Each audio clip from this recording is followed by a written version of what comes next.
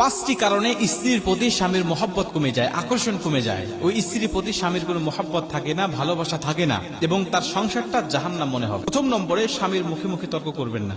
যেই স্ত্রী স্বামীর মুখে মুখে তর্ক করে, ও যদি বিশ্ব সুন্দরী হয়, ও যদি উচ্চ শিক্ষিত হয়, তারপরেও স্বামীর অন্তরে তার জন্য কোনো জায়গা থাকে না। দ্বিতীয় নম্বরে, স্বামী যেটা বলে জিদ করে তার অন্য কিছু করা, উল্টাটা করা। স্বামী বলেছে ডানে যেতে হবে, আপনি বলছেন না আমাকে বামে যেতে হবে। স্বামী বলছে বামে যেতে হবে, আপনি ডানে চলে গিয়েছেন। 3 নম্বরে, স্বামীর পছন্দের মূল্যায়ন না করা।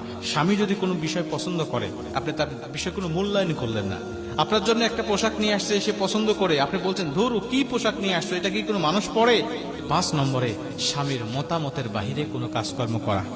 স্বামী একটা মত দিয়েছে, আপনি সেই মতামতের বাহিরে চলে গিয়েছেন। স্বামী একটা বিষয় আদেশ করেছে, আপনি সেই আদেশটা মান্য না করে আপনি অমান্য করেছেন। আল্লাহ রাসূল বলছেন, কোন স্ত্রীকে যদি আল্লাহ